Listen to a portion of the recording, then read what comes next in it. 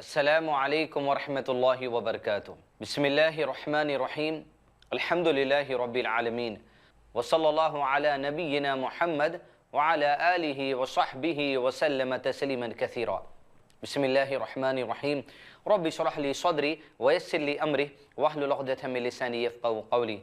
नाज़रीन, सीरत नबी सल्लल्लाहु अलैहि वसल्लम की इस सीरीज़ के 38वें एपिसोड में आप तमाम का इस्तक़बाल है। गुज़िश्ता एपिसोड से जो सिलसिला हम इस सीरीज़ में लेकर चल रहे हैं वो अल्लाह के नबी सल्लल्लाहु अलैहि वसल्लम की मदनी ज़िंदगी का आगाज़ है, जिसमें आप सल्लल्लाहु अलैहि वसल्लम ने कॉन्स्टिट्यूशन को मदीने में कायम कर दिया। सहाबा के दिलों में अल्लाह अज़्ज़ व जल की मोहब्बत को पैदा करने में कामयाब हो गए, जिसके नतीजे में सहाबा एक दूसरे के लिए अपनी जान माल हर चीज़ लुटाने के लिए तैयार हो गए, और जिसका अहम नतीजा ये हुआ कि सहाबा की ये जमात दुनिया के आने वाले हर झटके का सामना करने के लिए तैयार है। उनकी ताकत अल्लाह अज़्ज़ व जल का दिया हुआ तक़वा था, उनकी ताकत अल्लाह अज़्ज़ व जल का दिया हुआ तवक्कुल था। ये सब कुछ लेकर सहाबा की जमात दुनिया के हर झटके का सामना करने के लिए तैयार है। इसी आसरे में गुज़िश्ता एपिसोड में आपने सुना, जहां अमन व अमान के 2 साल चल रहे थे तो नबी सल्लल्लाहु अलैहि वसल्लम के खिलाफ यहूद ने साजिशें करनी शुरू की। उनको ये बात अच्छी नहीं लगी कि मुसलमान किस तरह अमन व अमान से यहाँ ज़िंदगी गुजार सकते हैं, जबकि मक्के में दबे हुए थे। हत्ता कि वो लोग अल्लाह अज़्ज़ व जल के बारे में बुरा कहते थे, नबी सल्लल्लाहु अलैहि वसल्लम के बारे में बुरा कहते थे, मुसलमान के 2 ग्रुप को आपस में लड़ाना चाहते थे, मुसलमान औरतों के बारे में बुरे अशार लिखा करते थे। ये तमाम हरकतों पर नज़र अल्लाह के नबी सल्लल्लाहु अलैहि वसल्लम की थी, लेकिन चूँकि मदीने का जो दस्तूर, जो कॉन्स्टिट्यूशन बना था, उसमें उनके साथ एग्रीमेंट था, उनके साथ मुआहिदा था। लेकिन मुआहिदे की एक अहम बात यही थी कि जो कोई आदमी इस मुआहिदे को तोड़ेगा या मुसलमानों को मारेगा या मुसलमानों में से कोई दूसरा यहूद को मारेगा बगैर किसी वजह के, तो समझो मुआहिदा टूट जाएगा। जब मुआहिदा टूट जाएगा तो जिस आदमी ने मुआहिदे को तोड़ने की पहल की है उसको मदीना से बाहर निकालकर दूसरे मुल्कों को भेज दिया जाएगा। ये बात तयशुदा थी। लेकिन इधर यहूद की साजिश अपनी जगह थी। गुज़िश्ता एपिसोड में आपके सामने बात रखी गई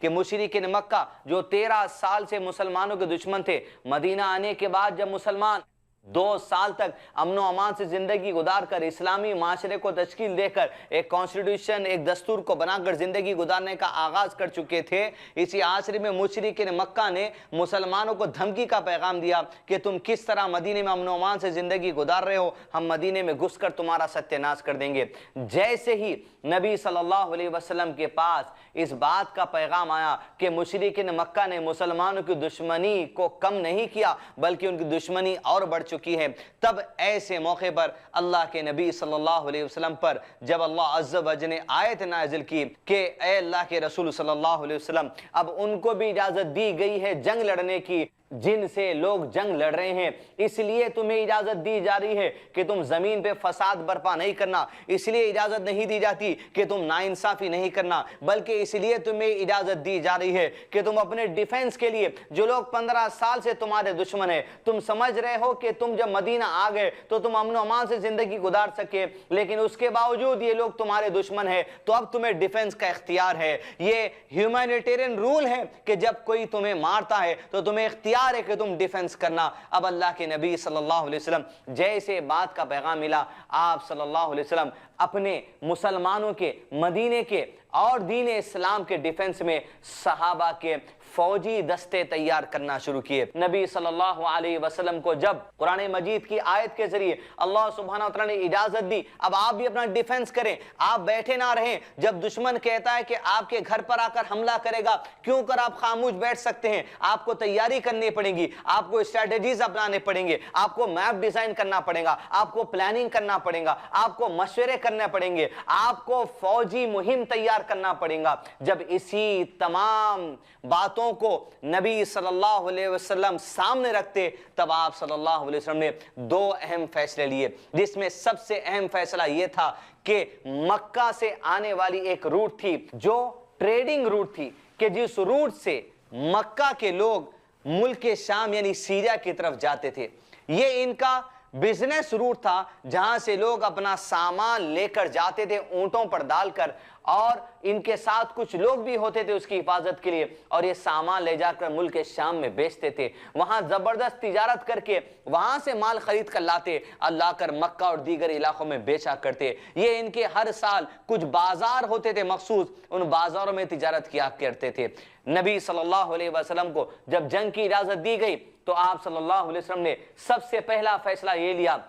मक्का से मुल्क शाम जाने वाली जो रूट थी उस रूट के बीच में मदीना शहर लगता था। गोया जो लोग मक्का से ट्रेडिंग करने के लिए मुल्क शाम जाना चाहते उन्हें मदीना के करीब से होते हुए जाना पड़ता। नबी सल्लल्लाहु अलैहि वसल्लम के पास एक ऐसा पावर अल्लाह अज़्ज़ व जल ने दिया था, चूंकि मदीने के अंदर यहूद, मदीने के मुशरिकीन, अरब के कबीले और मुसलमान उम्मत सब इत्तेहाद हो चुके थे, सबसे एग्रीमेंट हो चुका था कि मदीने का जो दुश्मन है सब मिलकर उसके सामना करेंगे। भले तुम्हारा मजहब क्या भी हो, तुम्हें दीन की आजादी है कि तुम इस्लाम में आओ या अपने बाप दादा के मजहब पर चलो, लेकिन इस्लाम को नुकसान नहीं पहुंचाना। अब आप सल्लल्लाहु अलैहि वसल्लम ने सबसे पहले जो अहम फैसला लिया वो आप सल्लल्लाहु अलैहि वसल्लम की उम्दा फौजी सलाहियत, ऐसे कमांडर अल्लाह के नबी सल्लल्लाहु अलैहि वसल्लम थे, आने वाले हालात का अंदाजा ऐसे लगा लेते कि अल्लाह के नबी सल्लल्लाहु अलैहि वसल्लम ने उस हाईवे रोड पर पेट्रोलिंग टीम लगा दी। सहाबा के ऐसे दस्ते,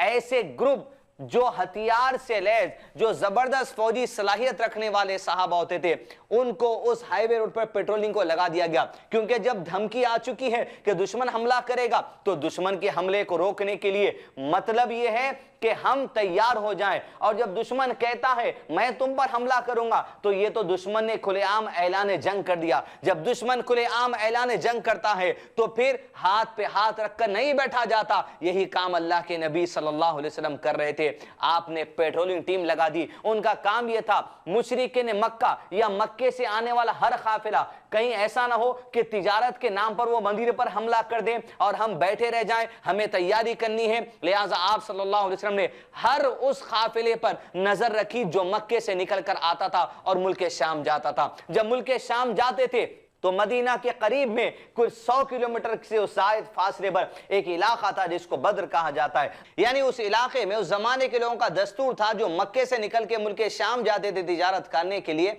वो रास्ते का सफर करके बदर इलाके में कयाम करते थे, रात बिताते थे, आराम करते थे। आगे के सफर के खाना पकवा कर, तैयारी कर कर, पानी मशखीजों में भरकर, इसलिए कि उस इलाके में पानी के कुएं थे, अपने मजीद आगे का सफर करते थे। नबी सल्लल्लाहु अलैहि वसल्लम को पता था ये काफिले जब भी निकलेंगे मक्का से बदर के इलाके में रुकेंगे। लिहाजा आप अपनी पेट्रोलिंग टीम को इतना चौकन्ना कर देते। ये आपकी ऐसी इंटेलिजेंस टीम थी जो पल पल की खबर अल्लाह के नबी सल्लल्लाहु अलैहि वसल्लम को मदीना लाकर पहुंचाती थी कि मक्का से ये काफिला निकला है। मक्का के ऐसे एग्रीमेंट शुदा कबीले जो भी अगर वो भी निकलते इस रूट से हर एक का इत्तला दी जाती। हत्ता कि दूसरा फैसला नबी सल्लल्लाहु अलैहि वसल्लम ने यह किया कि ये सिलसिला जो शुरू किया गया पेट्रोलिंग टीम का, ये एक, और दूसरा काम आप सल्लल्लाहु अलैहि वसल्लम ने ये किया कि इस हाईवे रोड पर जितने छोटे छोटे घर या कबीले रहते थे, जो लोग इस हाईवे रोड से गुजरने की इत्तला जिनको रहती थी, जो भी गुजरता, ऐसे कबीले वालों से नबी सल्लल्लाहु अलैहि वसल्लम ने एग्रीमेंट कर लिया कि तुम्हारे साथ अगर कोई मामला होगा ज्यादती का, हमें आवाज देना, हम तुम्हारी हिफाजत और मदद के लिए आएंगे। लिहाजा वो अल्लाह के नबी सल्लल्लाहु अलैहि वसल्लम के हलीफ बन गए, एग्रीमेंट में आ गए, फ्रेंडशिप एग्रीमेंट में आ गए, और वो भी अल्लाह के नबी सल्लल्लाहु अलैहि वसल्लम की इंटेलिजेंस टीम को इस बात की इत्तला देते कि फलां काफिला यहां से गुजरा या फलां काफिले के लोग आकर हमसे कुछ पूछने लगे। इस तरह वो अल्लाह के नबी सल्लल्लाहु अलैहि वसल्लम के एग्रीमेंट में आ गए। नाज़रीन देखिए, ये सब कुछ जो हालात पेश किए जा रहे हैं, इससे अपने जहन में ये बातें मत लाइए कि इस्लाम इस तरह पहुंचा। इससे अपने जहन में ये बात को वाज़ेह कर लीजिए कि आप तक इस्लाम पहुंचाने के लिए, मुझ तक इस्लाम पहुंचाने के लिए, क़यामत के दिन तक आने वाले लोगों तक इस्लाम पहुंचाने के लिए ये सारी तदाबीर करना पड़ा, ये सारे टैक्टिक्स करना पड़ा, ये सारे उसूल अपनाना पड़ा। और ये सारे उसूल अल्लाह के नबी सल्लल्लाहु अलैहि वसल्लम ने अपनी जात से फैसला नहीं लिया। जब अल्लाह अज़्ज़ व जल ने सूरह हज की आयत नाज़िल की,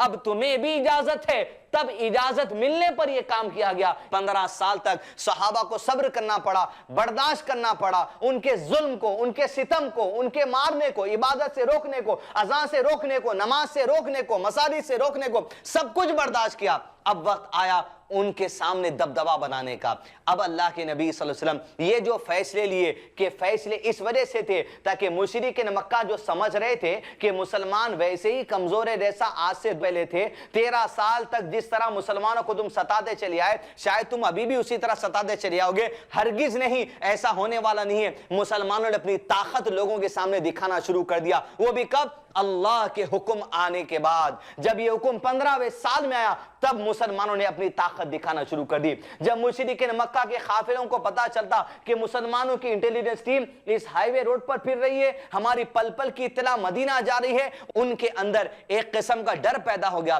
ایک قسم کی ہیبت شروع ہو گئی کہ کہیں مسلمان اگر ہمارا یہ جو ٹریڈنگ کا مال جا رہا ہے، یہ جو سامان جا رہا ہے جس میں اونٹ ہوتے تھے، ڈرائی فروٹ ہوتا تھا، چمڑا ہوتا تھا، گھوڑے ہوتے تھے، ہتھیار ہوتے تھے، کیش ہوتا تھا اس زمانے کا، اگر مسلمان قبضے میں لے لے تو ہمیں بہت بڑا اکنامیکل نقصان پہنچے گا، اور یہ تو پولیٹیکل لیول پر اتنا بڑا دھکا پہنچے گا کہ وہ مسلمانوں کی جماعت جس کو ہم نے مکے سے نکال دیا آج انہی نے ہمارے سامان کو قبضے میں لے لیا۔ یہ پولیٹیکل نقصان کا انہیں ڈر تھا، اکنامیکل نقصان کا انہیں ڈر تھا۔ یہ سب کچھ رکھتے ہوئے اللہ کے نبی صلی اللہ علیہ وسلم دین اسلام کی تبلیغ کا کام اپنی جگہ جاری تھا، آسمان سے قرآن کے نزول کا سلسلہ جاری تھا، قرآن نوٹ کرنے کا سلسلہ جاری تھا، احادیث نبی صلی اللہ علیہ وسلم سمجھانے کا سلسلہ جاری تھا، احادیث کو نوٹ کرنے کا سلسلہ جاری تھا، سب کچھ اللہ کے نبی صلی اللہ علیہ وسلم زندگی میں جاری تھا۔ یہ جہاد، یہ جنگی سرگرمیاں، یہ سرایا، یہ غزوات، کسی چیز نے بھی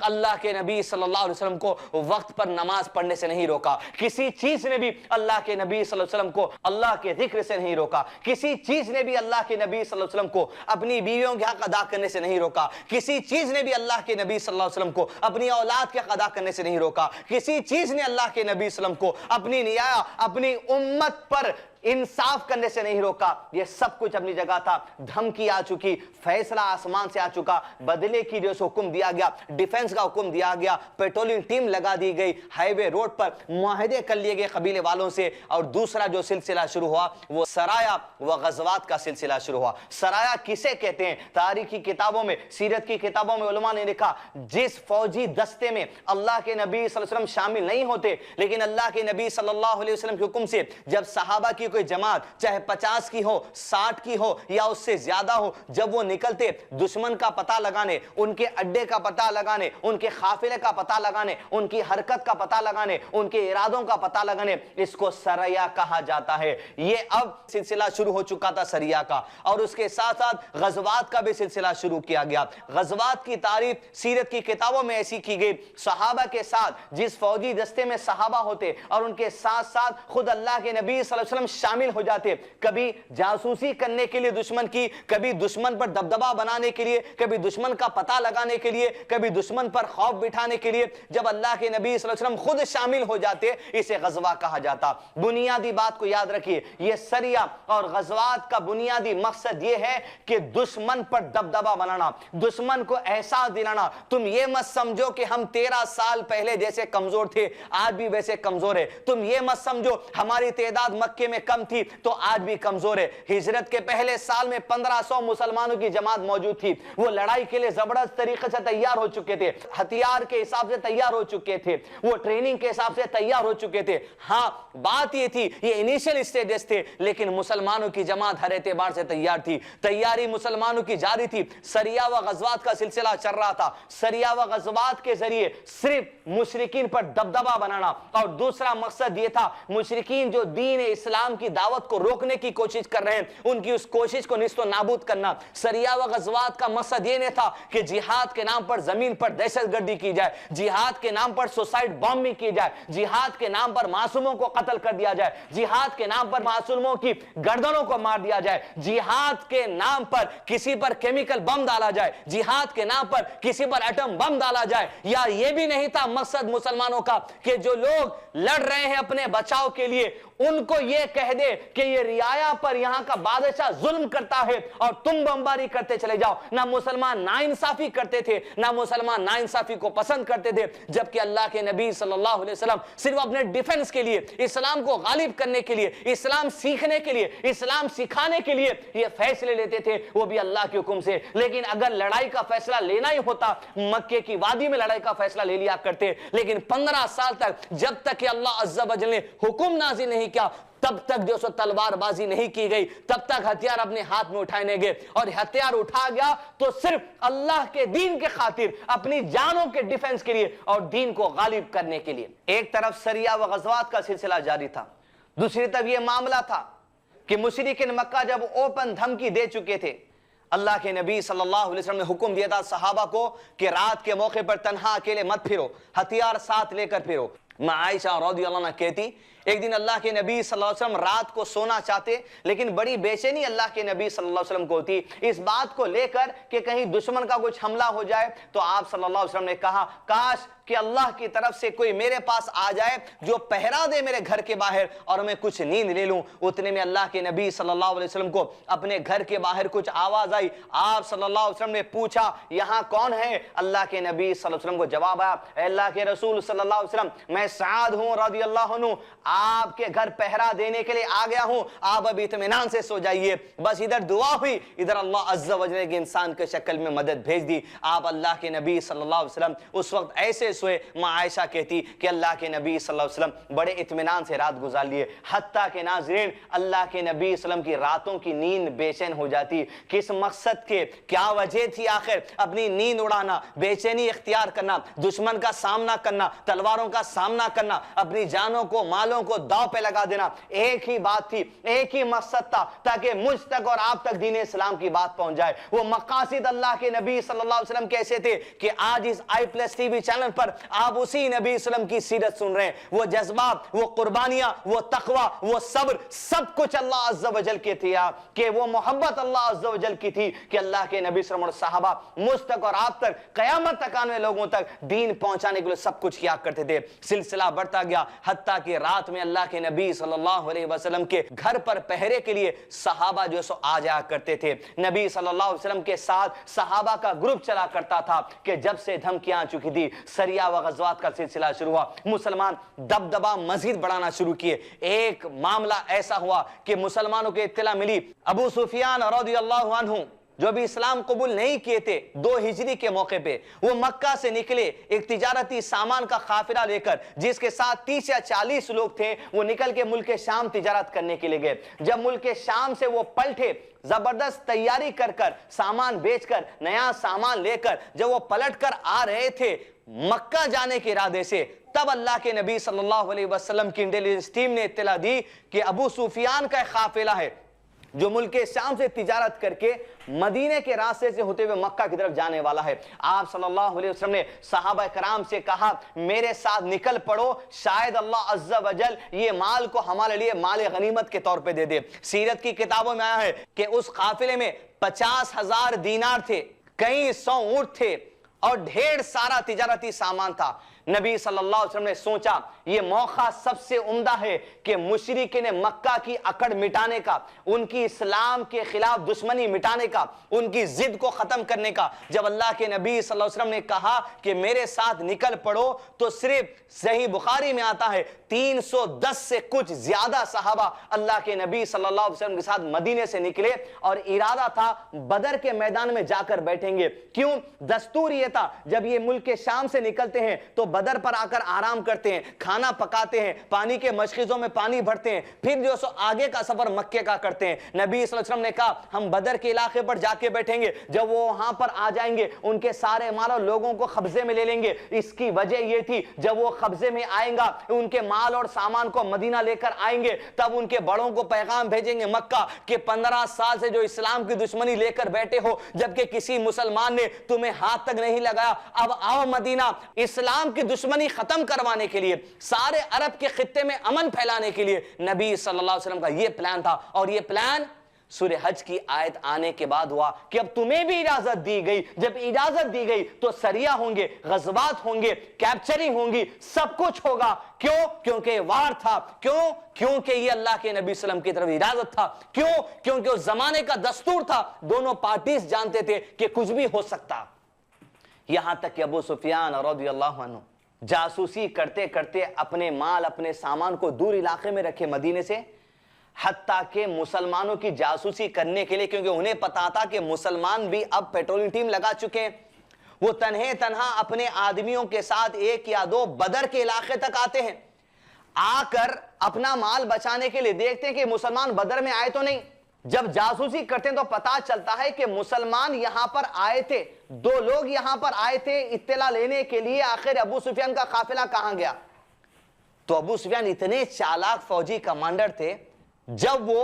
اونٹوں کی مینگنیاں دیکھے, ان میں سے ایک مینگنی کو اٹھا لیا. یہ وہ لوگوں کی تھی جو اللہ کے نبی صلی اللہ علیہ وسلم نے پتہ لگانے کے لیے بھیجا تھا اس علاقے پر. جب وہ اونٹ یہاں گزرے تو مینگنی جب اس کی نیچے ملی تو ابو سفیان اٹھا کے اس مینگنی کو توڑتے ہیں تو دیکھتے ہیں اس میں کھجور کی گٹلی نکلتی. اب جو کھجور کی گٹلی دیکھتے ہیں, ابو سفیان کہتے ہیں یہ یثرب مدینے کے کھجور کی گٹلی ہے. تب وہ سمجھ جاتا ہے کہ مسلمان یہی قریب میں ہے. 50,000 دینار داؤ پر لگانا ہے, اب اس کو کئی ہزار اونٹ داؤ پر لگانا ہے, کئی 100 گھوڑے داؤ پر لگانا ہے. لیکن اتنا سارا مال ہے اور آدمی صرف 40 ہے. ابو سفیان کو اندازہ ہو گیا کہ مسلمان اب سارا مال قبضہ کرنے کے لیے تیار ہے. اسی سارے سچویشن کو دیکھتے ہوئے ابو سفیان رضی اللہ عنہ جو ابھی اسلام قبول نہیں کیے تھے, ایک پیغام لکھ کر ایک آدمی کو تیزی سے دوڑاتے ہیں مکہ کی طرف. وہ کچھ ہی دن میں مکہ پہنچتا ہے اور اعلان کر دیا جاتا ہے, اے قریش کے لوگوں, اے مکہ کے لوگوں, تمہارا مال خطرے میں ہے,